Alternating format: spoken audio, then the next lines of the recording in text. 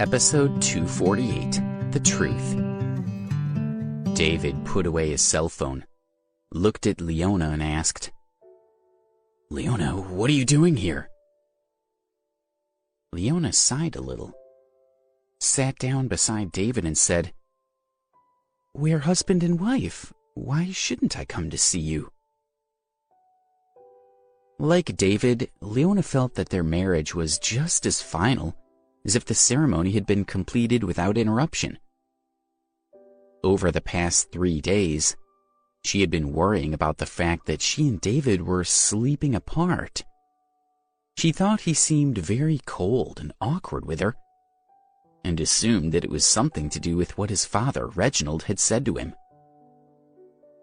Leona didn't want to appear forward by inviting David to come to her room, but she felt very puzzled and anxious about the situation. That evening, she had spent a long time in her room thinking about it, and had finally decided that she needed to discuss everything with him. "David, has your father said something to you?"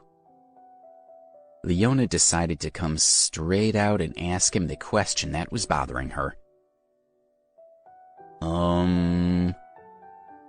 David hesitated because he was unsure what to tell her. The truth was that his father was afraid that Alex would be angry with the Drake family because of Leona, so he had forbidden him to sleep with Leona. He thought, "How can I tell her the truth? She'll think I'm a coward." David took Leona's hand and said softly, "My father talked to me. He told me that although we're as good as married now, I still have to focus on my career. He was afraid that I would be too distracted by you. That's why I've been distant these last few days. Leona, do you hate me?" "Is that really all he said?" Leona asked softly.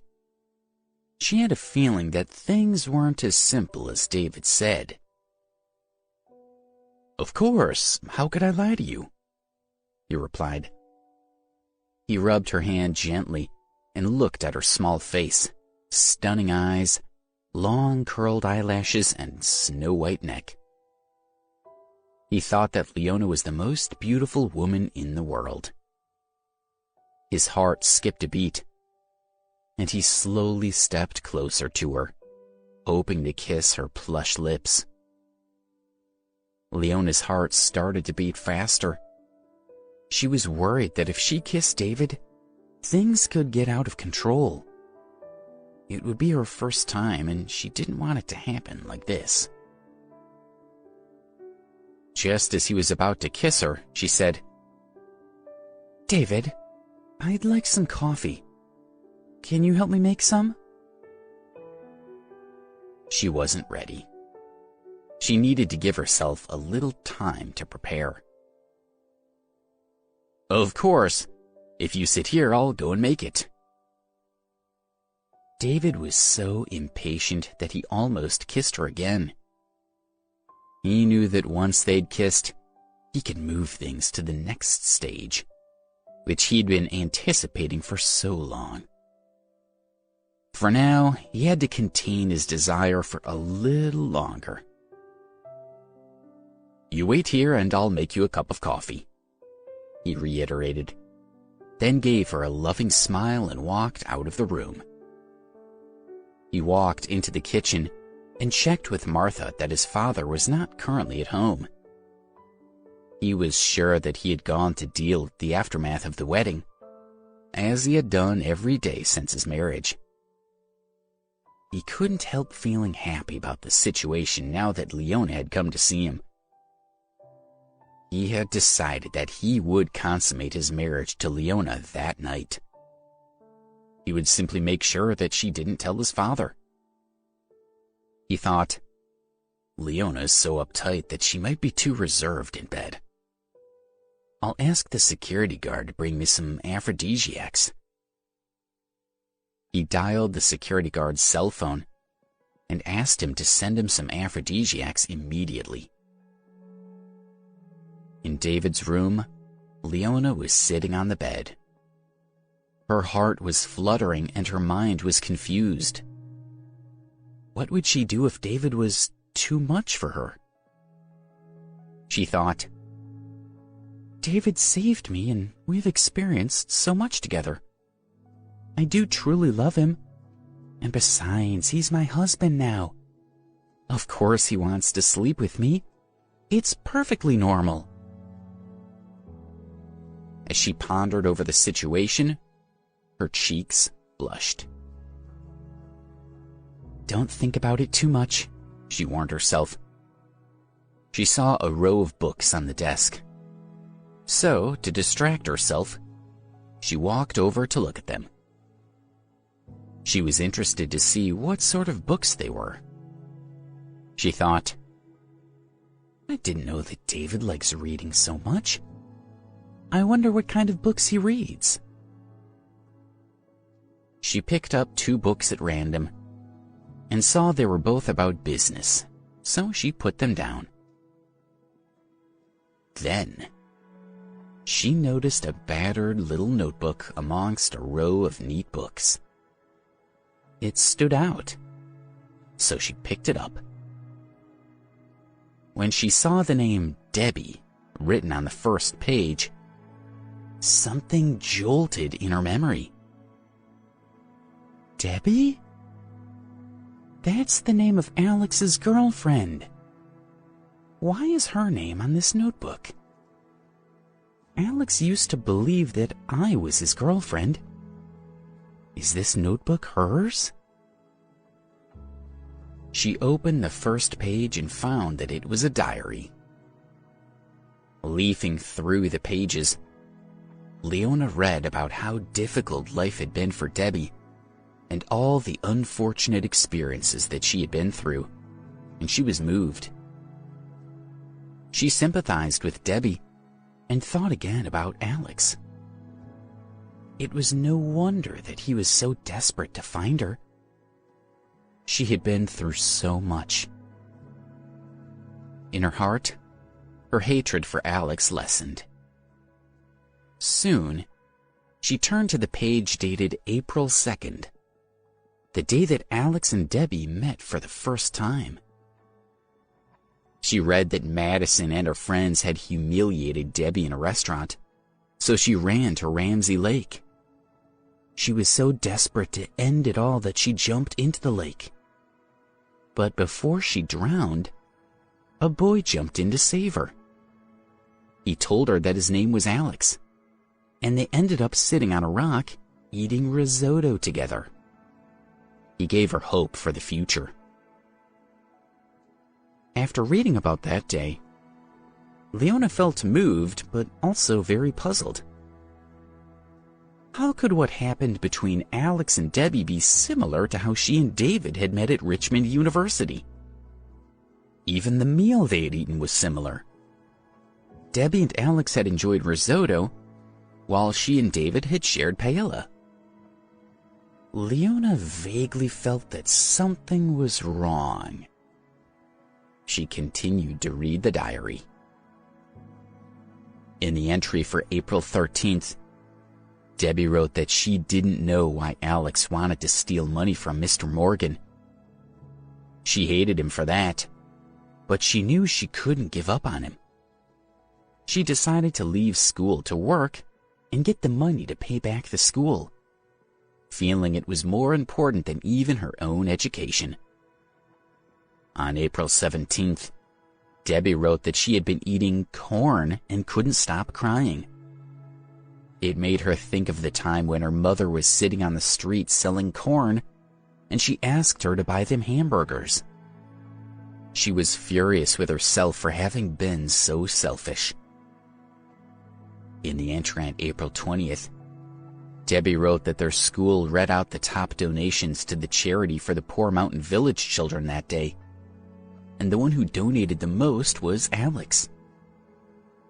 When his ex-girlfriend tried to expose him, claiming that it wasn't his money, he gave another huge donation on the spot.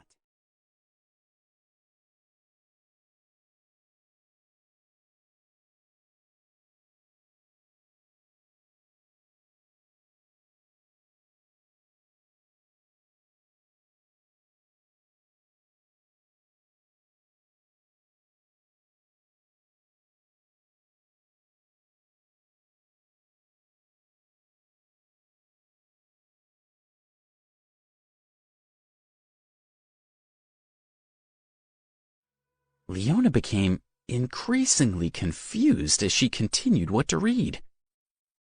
The events recorded in Debbie's diary were identical to things that had happened to her and David. She thought, if it was just one similarity, I'd call it a coincidence, but so many things are the same. How can that be? She looked back at the words in the diary and was overcome by a feeling of empathy, as if she was actually Debbie writing about herself in the diary. A complex feeling of melancholy and familiarity rippled through her body, and an image of Alex appeared in her mind. He was saying, "You are Debbie." Leona held her head in her hands and thought, "No, that can't be what's happening." Her head started to ache. The door opened and David walked in with a cup of coffee. Leona didn't know that he had already added the aphrodisiac to her cup. When he saw her standing at the desk looking at the diary, his heart trembled. He dropped the coffee cup on the ground and it shattered into pieces. "David, can you tell me what's going on? Why do you have Debbie's diary?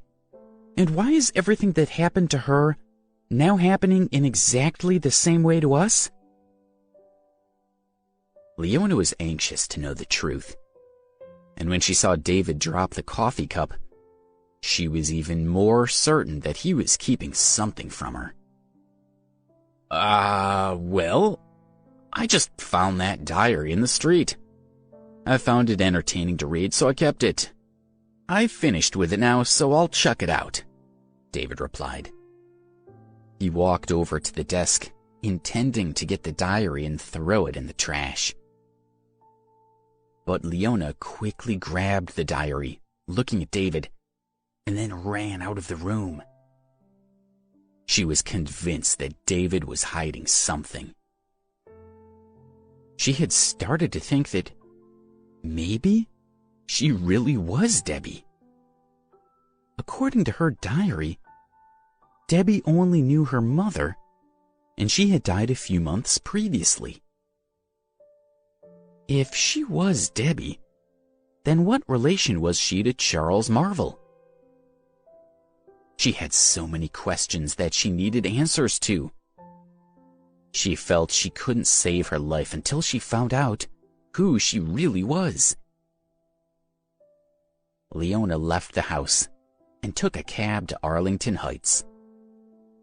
She wanted to confront her father and find out what he knew. When she arrived, she ran straight into his villa with the diary. "Leona, why are you looking so worried? What's going on?" Charles had been sitting on the sofa in his living room, thinking about how to grow the family business. "Leona, what are you doing back? Are you homesick?"